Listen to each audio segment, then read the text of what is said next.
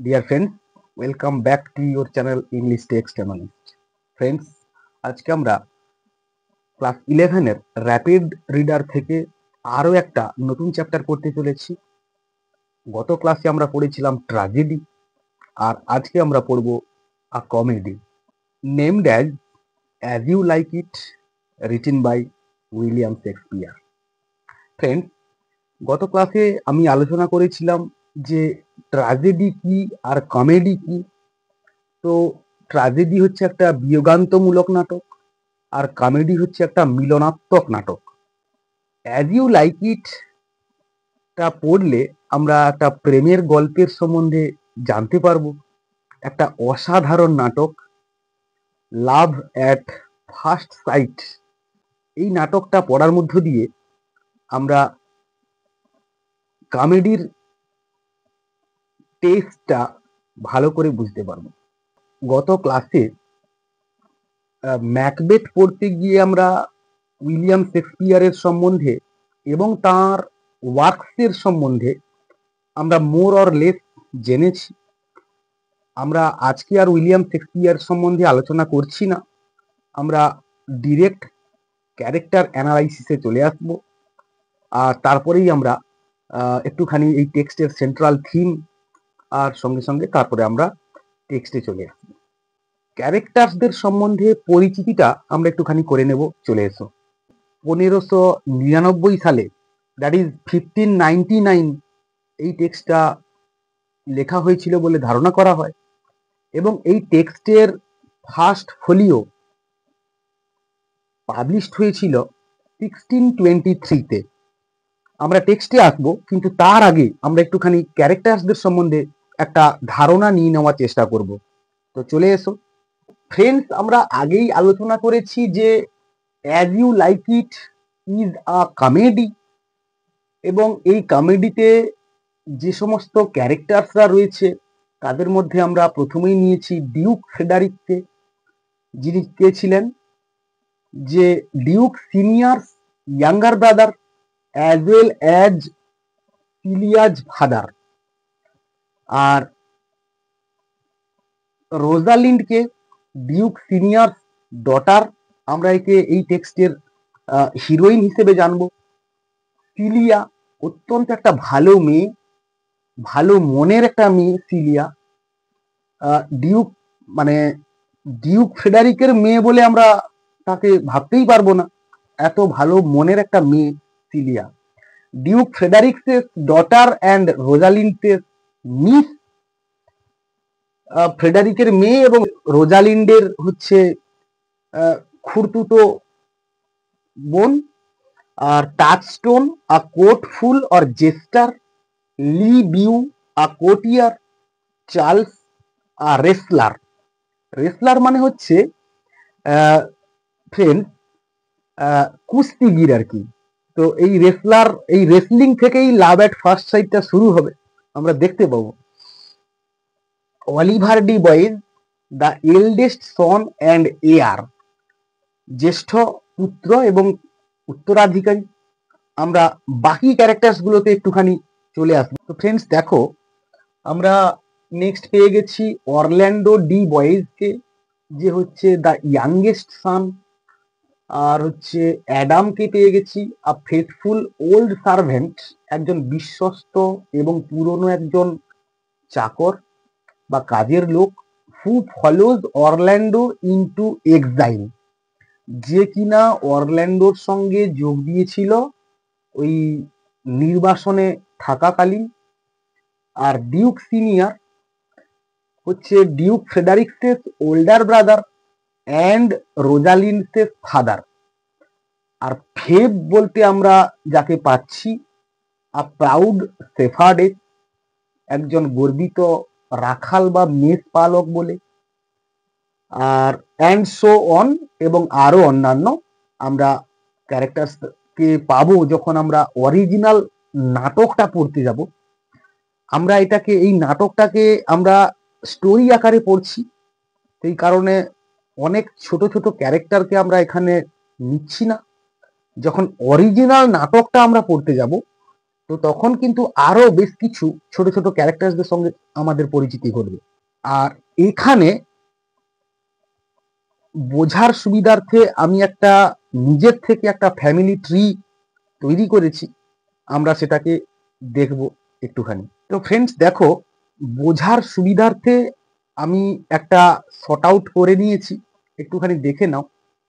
যে ফ্রান্স যে ডিউকডামটা ছিল বা ফ্রান্সের যে রাজত্বে দু ভাই ছিলেন, এক হচ্ছে ডিউক সিনিয়র যিনি কিনা ব্যানিস্ট হয়েছিলেন, আর একটা হচ্ছে ডিউক ফ্রেডারিক যিনি কিনা তার বর্দাকে ব্যানিস্ট করেছিলেন। তো সেই ডিউক সিনিয়রের একজন মেয়ে ছিল, খুব ভদ্র মেয়ে, সে হচ্ছে রোজালিন্ড। আর এই রোজালিন্ড হচ্ছে এই কমেডির হিরোইন। আর ফ্রেডারিকের একজন মেয়ে ছিল, তার নাম হচ্ছে সিলিয়া। এ রোজালিন্ডকে অত্যন্ত ভালোবাসতো। মানে বাবা এবং জেঠুর মধ্যে একটা গন্ডগোল থাকলেও কি হবে, দুই বোনের মধ্যে কিন্তু সেই গন্ডগোলটা ছিল না। সিলিয়া রোজালিন্ডকে অত্যন্ত ভালোবাসতো, মন থেকে ভালোবাসতো। তো আমরা জানবো যখন রোজালিন্ডকে যখন ব্যানিশ করা হবে, তখন কিন্তু সিলিয়া রোজালিন্ডের সঙ্গে পালিয়ে যাবে ছদ্মবেশ নিয়ে। আমরা জানবো একটা ভালো মনের মেয়ে হচ্ছে সিলিয়া, আমরা দেখবো টেক্সটটা পড়ার সময়। তো এটা ক্লিয়ার হয়ে গেল। এরপরে চলে আসবো যে স্যার রাওল্যান্ড ডি বয়েজ, যাকে আমরা এখানে একটা নাম হিসাবে পাবো, তার এখানে কোনো স্পিচ বা কথাবার্তা আমরা পাবো না। তো তার দুজন ছেলে ছিল, টু সন্স, একজন হচ্ছে অলিভার আর একজন হচ্ছে অরল্যান্ডো। অরল্যান্ডো হচ্ছে এই নাটকের হিরো। আর সির দাগে আমরা পেয়ে গেছি যে অলিভার ম্যারিড সিলিয়া আর অরল্যান্ডো ম্যারিড রোজালিন্ড। এদের সবাইকার সঙ্গে দেখা হবে ফরেস্ট অফ আর্ডেন এ গিয়ে, আর সেখানে সবাই মিলিত হবে। আর সে কারণেই এটা হবে একটা কমেডি। আর যেহেতু একটা নাটকের বেশিরভাগ জায়গা জুড়ে জঙ্গলে নাটকটা চলছে, তো সেক্ষেত্রে এটা একটা প্যাস্টোরাল কমেডি হিসেবে আমরা এটাকে জানবো বা মনে রাখবো। তো ফ্রেন্ডস, আর একটা থেকে দুটো কথা একটুখানি আলোচনা করার রয়েছে, আমরা করে নিয়েই টেক্সটে আসবো। তো ফ্রেন্ডস, একটুখানি চলে আসি। দেখো যে অ্যাট এ গ্লান্স, এক ঝলকে আমরা একটুখানি দেখে নেব। রিটিন ইন 1599 প্রবাবলি, বা ধারণা করা হয়, পাবলিশড 1623 ফার্স্ট ফোলিও। আর নেক্সট বলছে যে টাইপ, টাইপ হচ্ছে আ pastoral comedy.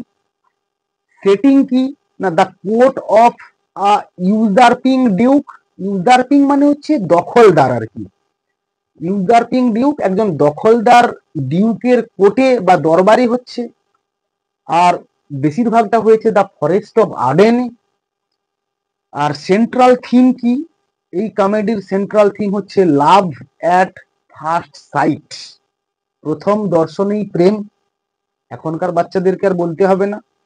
Major theme of the comedy, love, gender, sexuality and injustice. তো এইটা হচ্ছে একটা ইন্ট্রোডাকশন এই টেক্সটের, মোর অর লেস আমরা জানলাম। আর আমরা বাকিটা আমরা জানবো টেক্সট পড়বার মধ্য দিয়ে। তো ফ্রেন্ডস, আমরা চলে আসি টেক্সটে। The story begins at a time, এই গল্পটা এমন একটা সময় শুরু হচ্ছে when France was divided into provinces or dukedoms, যখন ফ্রান্স বিভক্ত হয়েছিল প্রদেশগুলোতে অথবা ডিউকডমে বা ডিউকের রাজত্বে বা ডিউকের রাজ্যে বিভক্ত হয়েছিল। ইন ওয়ান সাচ প্রভিন্স, আর এরকমই একটি প্রদেশে দেয়ার ওয়াজ এ ইউজারপার, একজন ইউজারপার ছিল। ইউজারপার মানে হচ্ছে অন্যায়ভাবে অধিগ্রহণকারী একজন ব্যক্তি, বা যাকে এক কথায় বলতে পারি দখলদার, হু হ্যাড ডিপোজড অ্যান্ড ব্যানিশড।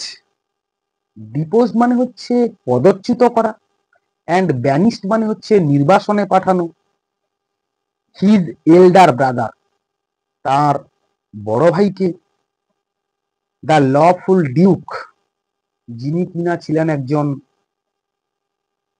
ন্যায়পরায়ণ ডিউক। কিছুটা আমরা রামায়ণের সঙ্গে এর মিল খুঁজে পাবো, যে প্রভু রামচন্দ্রকে ব্যানিস্ট হতে হয়েছিল মাতা কৈকেয়ীর প্রাপ্ত আশীর্বাদের দ্বারা, যিনি কিনা মহারাজ দশরথের কাছ থেকে সময় মতো এই আশীর্বাদটা চেয়ে নেবেন বলে বলেছিলেন। তো সেই কারণে কিছুটা মিল আমরা পাচ্ছি, তো পুরোপুরি ব্যাপারটা এক নয়। তো রাজা রামচন্দ্রকেও নির্বাসনে যেতে হয়েছিল, আর এতে ভরতের কিন্তু কোনো দোষ ছিল না। ভরত মানে নিজে ওই সিংহাসনে বসতে চাননি, তিনি প্রভু রামচন্দ্রের পায়ের খড়ম নিয়ে এসে তার সেই সিংহাসনে রেখেছিলেন, যে ওই সিংহাসনে বসার যোগ্য আমি না।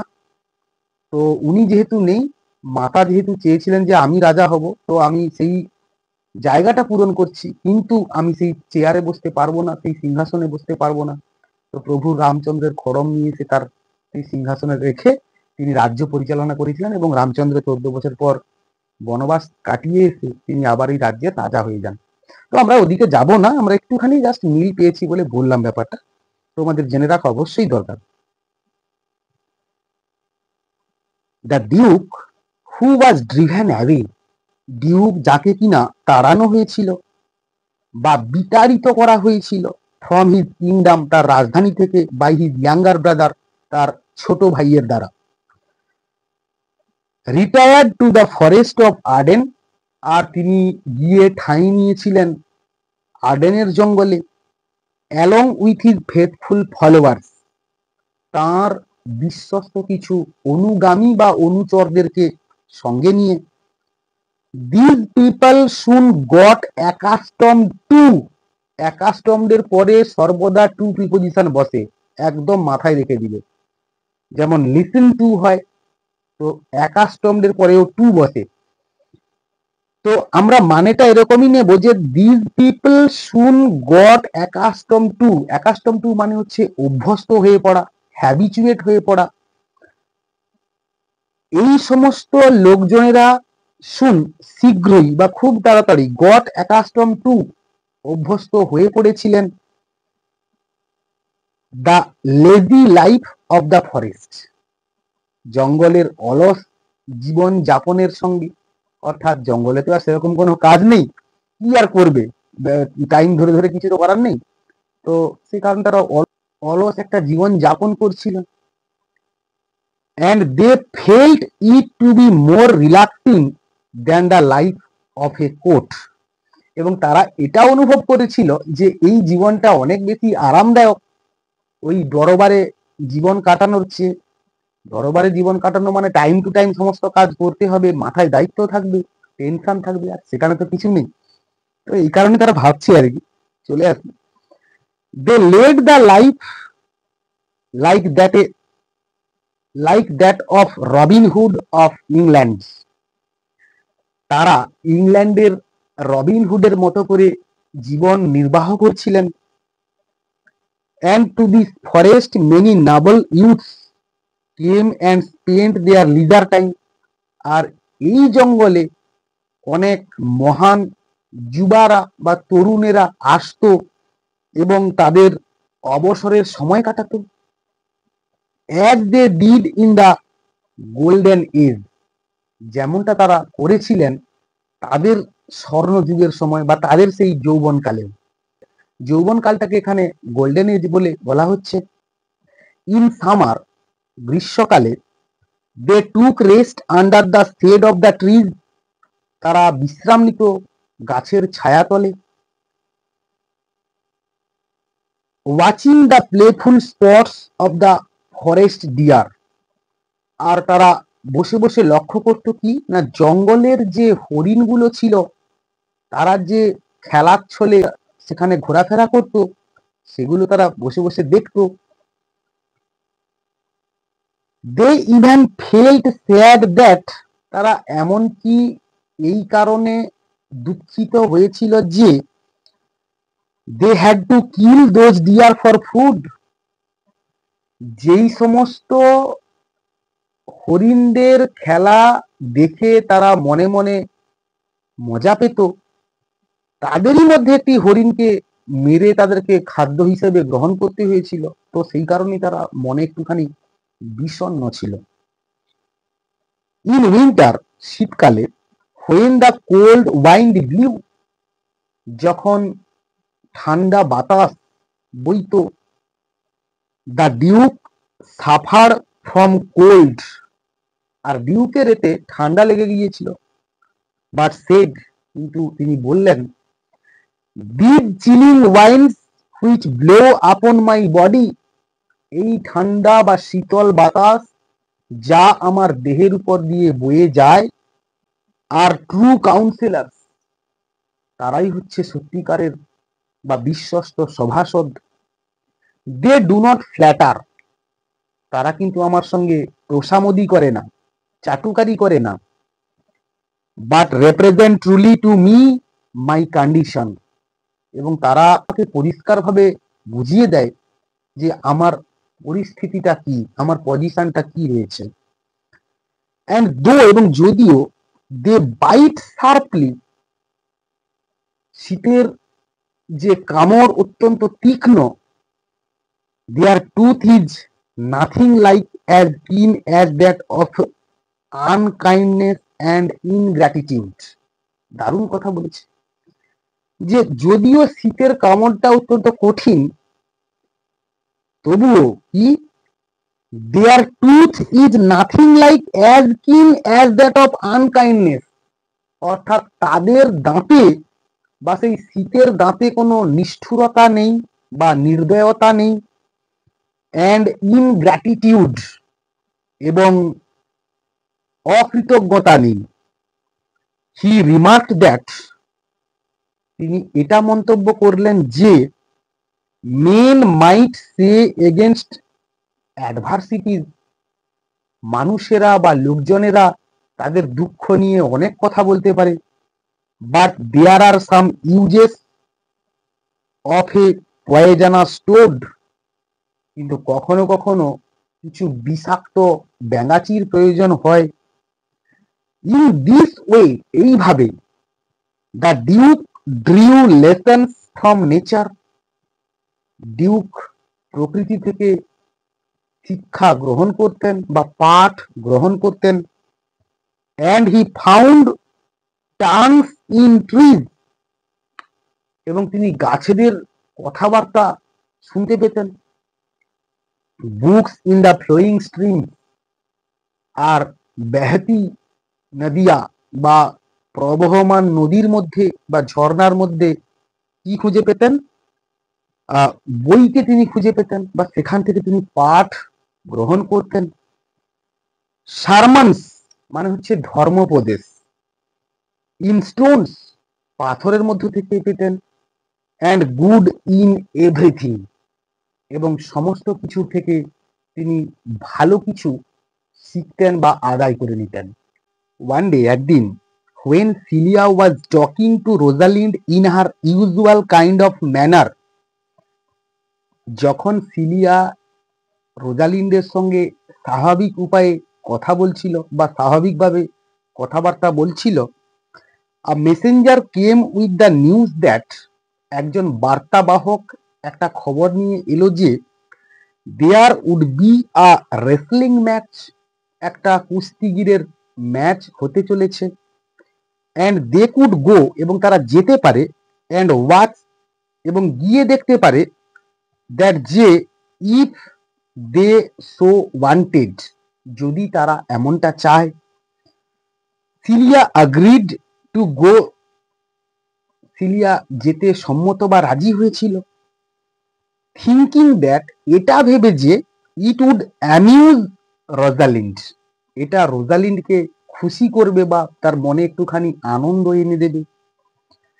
ডিউরিং দোজ টাইম, আর ওই সময় wrestling matches were viewed, wrestling ম্যাচগুলো পরিলক্ষিত হতো বা দেখা হতো বাই নবল লেডিজ, মহিয়সী মহিলাদের দ্বারা, অ্যান্ড প্রিন্সেস এবং রাজকুমারীদের দ্বারা, being a favourite spot of princess, হওয়ায় একটি প্রিয় খেলা হিসেবে। But here they thought that, কিন্তু এখানে তারা এটা ভেবেছিল যে they would face a tragedy, তারা একটা বিয়োগান্তমূলক নাটকের সম্মুখীন হবে। অ্যাজ এ প্র্যাকটাইজড রেসলার, একজন দক্ষ কুস্তিগির, ওয়াজ টু ফাইট, লড়াই করতে চলেছে, অ্যান ইনএক্সপেরিয়েন্সড ইয়াং ম্যান, একজন অনভিজ্ঞ তরুণের সঙ্গে। When the duke saw that, যখন ডিউক দেখলেন যে both the ladies had come to watch, উভয় দুই মহিলা এসছে দেখার জন্যে, সাচ অ্যান আনইভেন ম্যাচ, এই ধরনের একটা অসম বা একটা ভারসাম্যহীন match, between a practised wrestler, একজন দক্ষ কুস্তিগির, অ্যান্ড আ ইয়াং ম্যান, এবং একজন তরুণ বা একজন যুবা। The duke ask them to dissuade the young man, আর ডিউক তাদেরকে বললেন বা আয়োজকদেরকে বললেন যে ওই তরুণ ছেলেটিকে বিরত করতে। ডিসুয়েড করা মানে হচ্ছে বিরত করা, ফ্রম ফাইটিং, লড়াইয়ের থেকে। অ্যাট ফার্স্ট, প্রথমে Silia tried to resist the youth, প্রথমে সিলিয়া চেষ্টা করেছিল ওই তরুণকে প্রতিহত করতে বা বাধা দিতে। ফ্রম টেকিং আপ, মানে গ্রহণ করার থেকে, সাচ অ্যান আনইকুয়াল চ্যালেঞ্জ, এই ধরনের একটা অসম চ্যালেঞ্জ গ্রহণ করার থেকে। And then Rosalind by her kind words, এবং তারপর রোজালিন্ড তার নম্র বা দয়াপরবশ কথাবার্তার দ্বারা tried to change his mind, তার মনটাকে ঘুরিয়ে দেওয়ার চেষ্টা করেছিল। ফ্রম এনসুইং ফাইট, এনসুইং মানে হচ্ছে ফোর্থ কামিং, আসন্ন এই লড়াইয়ের থেকে। But after hearing the entreaties of the ladies, কিন্তু ওই মহিলাদের স্বনির্বন্ধ অনুরোধ শোনার পরে the youth became all the more determined, আর ওই তরুণ আরো বেশি করে দৃঢ় প্রতিজ্ঞ হয়ে গেল। টু প্রুভ হিজ ভ্যালার, তার শৌর্যটাকে প্রমাণ করতে, in front of the fair ladies, ওই সুন্দরী মহিলাদের সামনে। He refuse to listen to them, সে তাদের কথাবার্তা শুনতে প্রত্যাখ্যান করলো বা শুনতে চাইল না। But he said in such, কিন্তু সে বলল এমন ভাবে, গ্রেসফুল ম্যানার দ্যাট, এমন মাধুর্যময় ভাবে যে the ladies became more concerned of him, আর ওই মহিলারা তার ব্যাপারে আরো বেশি উদ্বিগ্ন হয়ে পড়লেন। হি সেড, সে বলল, I am sorry to deny such fair and beautiful ladies anything, আমি অত্যন্ত দুঃখিত এই সমস্ত সুন্দরী মহিলারা যা কিছু আমাকে নিয়ে বলছেন বা আমাকে যে বিরত করছেন, আর আমি সেই কথা রাখতে না পারার জন্যে আমি দুঃখিত। হি অলসো সেড দ্যাট, সে আরো বলল যে he would like the ladies, সে পছন্দ করবে দ্য লেডিজ, মহিলারা, টু উইশ ফর হিম, তার জন্য প্রার্থনা করতে বা মঙ্গল কামনা করতে। And if he was defeated, আর যদি সে পরাজিত হয়ে যায়, he would not be ashamed, সে এর জন্য এতটুকু লজ্জিত হবে না। অ্যান্ড এবং even if he was killed, এবং এমনকি যদি সে মারাও যায়, there was no one to lament for him in this world, আর এই পৃথিবীতে তার জন্য শোকবিলাপ করবার মতো কেউ থাকবে না বা নেই। হি সেড দ্যাট, সে বলল যে হি ওয়াজ অনলি আ পার্সন, সে একমাত্র ব্যক্তি, হু ফিল্ড আপ আ স্পেস, যে কিনা একটি জায়গাকে পূর্ণ করে রেখেছে, ইন দিস ওয়ার্ল্ড, এই পৃথিবীতে, and it would be better supplied, এবং এটা খুব ভালো হবে, if he vacated his space, যদি সে ওই জায়গাটা খালি করে দিয়ে যায় বা শূন্য করে দিয়ে যায়। দ্য রেসলিং ম্যাচ বিগ্যান, এবং কুস্তিগিরের এই খেলা শুরু হলো। সিলিয়া উইশড দ্যাট, সিলিয়া প্রার্থনা করলো যে the youth would not be hurt, ওই তরুণটি যাতে না কোনো আঘাত পায় বা ধাক্কা পায়, ডিউরিং দ্য বট, কুস্তি খেলার সময়। But Rosalind was more concerned, কিন্তু রোজালিন্ড আরো বেশি উদ্বিগ্ন হয়ে পড়লেন। She had an inclination towards him, him বলতে এখানে সেই তরুণটিকে বলা হচ্ছে, যে তার আরো বেশি উদ্বিগ্নতা ছিল তার প্রতি, মানে রোজালিন্ডের উদ্বিগ্নতা ছিল ওই তরুণের প্রতি। বিকজ, কারণ she felt pity for his friendless condition, কারণ সে আরো বেশি সমব্যথী বা সহানুভূতিশীল হয়ে পড়েছিল তার বন্ধুহীন এই পরিস্থিতির জন্য। ইট সিমড দ্যাট, এটা মনে হয়েছিল যে she had almost fallen in love for him, সে এক প্রকার যেন তার প্রেমে পড়ে গেছে। The inspiration that the youth got from the ladies, যে অনুপ্রেরণাটা ওই তরুণটি ওই মহিলাদের কাছ থেকে পেয়েছিলেন, ওয়ার্কড ওয়ান্ডার্স ফর হিম, আর তার ক্ষেত্রে সেটা বিস্ময় হয়ে কাজ করলো। And he defeated his opponent in such a way that, এবং সে তার প্রতিপক্ষকে পরাজিত করলো এমন ভাবে যে for some time he could not even টক, কিছু সময়ের জন্য সে তো এমন কি যেন কথাই বলতে পারছিল না। The duke Frederick was very pleased, আর ডিউক ফ্রেডারিক এতে অত্যন্ত মুগ্ধ হয়েছিলেন।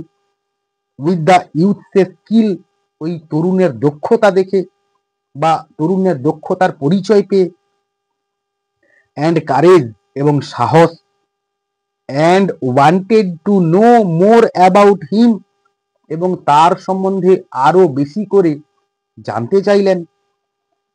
The youth introduced himself as Orlando, আর ওই তরুণ নিজেকে পরিচয় দিয়েছিল অরল্যান্ডো নামে।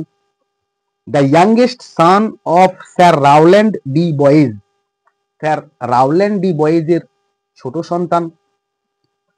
Sir Rowland de Boys was dead, আর স্যার রাউল্যান্ড ডি বয়েজ মারা গেছেন।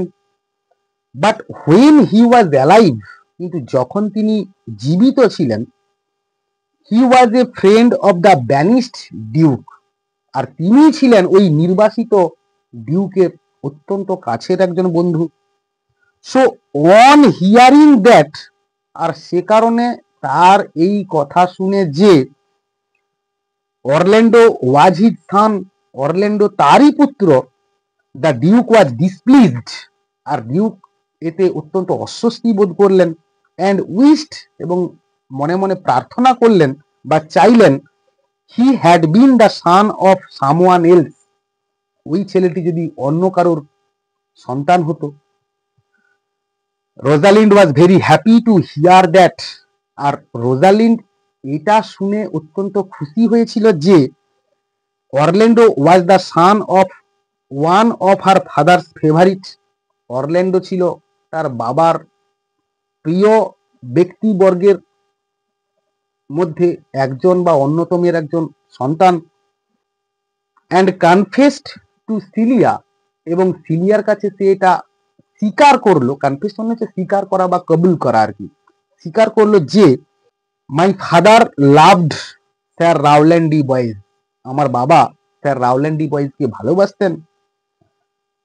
And if I had known that, এবং যদি আমি জানতাম যে Orlando was his son, Orlando ছিল তারই পুত্র, I would have added tears to my এন্ট্রিটিজ।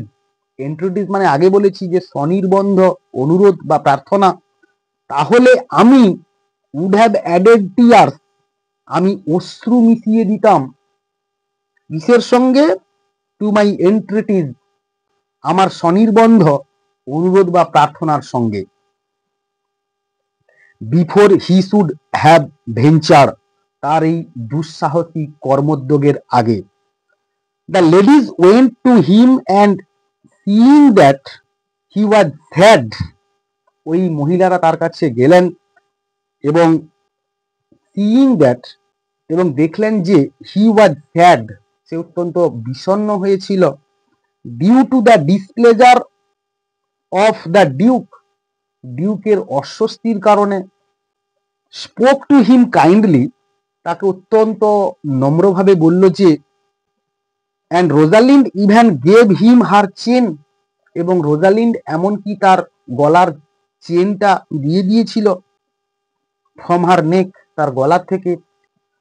And said that, এবং আরো বলল যে, মানে রোজালিন্ড বলল যে, had she not been out of fortune, যদি না সে ভাগ্যহীনা হতো, she would have given him a more valuable gift, তাহলে সে তাকে দিতে পারত আরো মূল্যবান কোনো উপহার।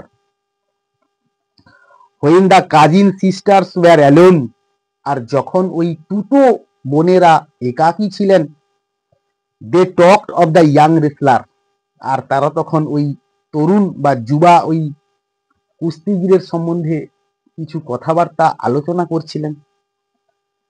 সিলিয়া থট দ্যাট, সিলিয়া ভাবল যে, Rosalind must have fallen in love, Rosalind অবশ্যই তার প্রেমে পড়ে গেছে, with Orlando, অরল্যান্ডোর।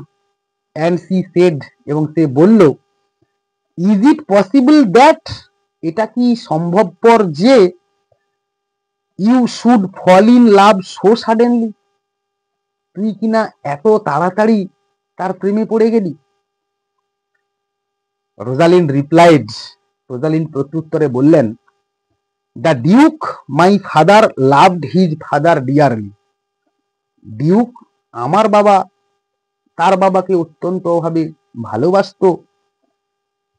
Cilia then remarked that, আর সিলিয়া তারপর এটা মন্তব্য করলো যে, though her father had displeasure for young Orlando, যদিও তার বাবার অস্বস্তি রয়েছে ওই তরুণ অরল্যান্ডোর প্রতি, she herself did not feel so, সে নিজে কিন্তু অস্বস্তি প্রকাশ করে না বা বোধ করে না ওই তরুণ অরল্যান্ডোর প্রতি।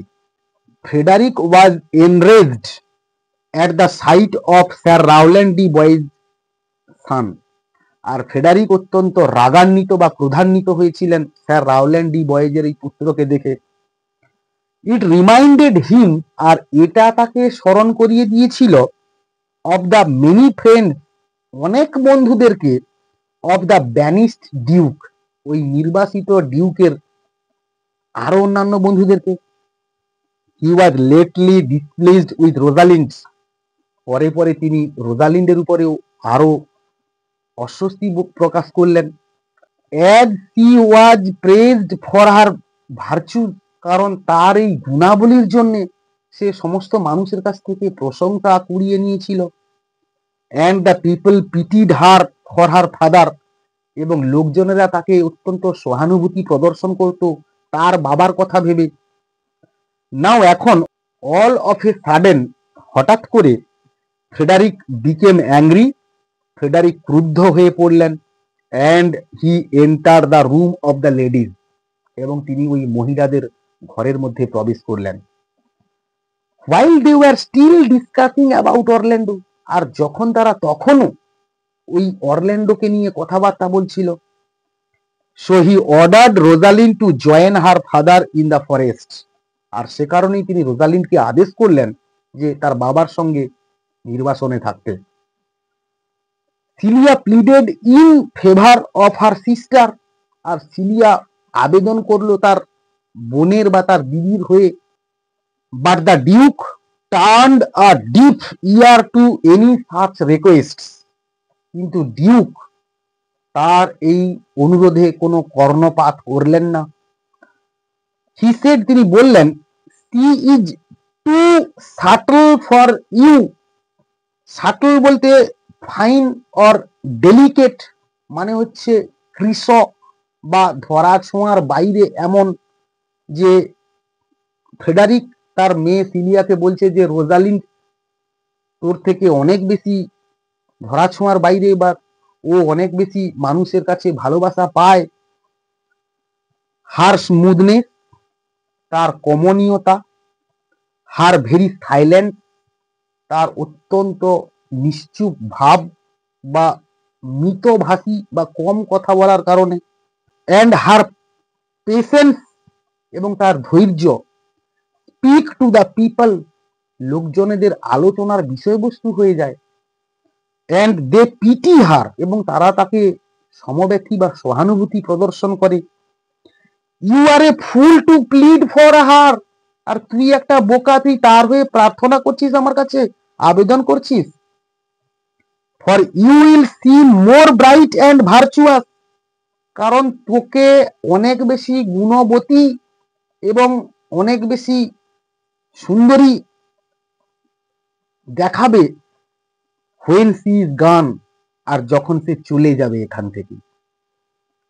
therefore don't speak for her, আর সেই কারণে বা অতএব তুই তার হয়ে কথা বলিস না বা আবেদন করিস না। and the decision that I have taken, এবং যে সিদ্ধান্তটা আমি গ্রহণ করেছি, is irrevocable, মানে হচ্ছে not to be revoked, যা কিনা প্রত্যাহার করার অসাধ্য বা যা ফিরিয়ে নেওয়া যায় না।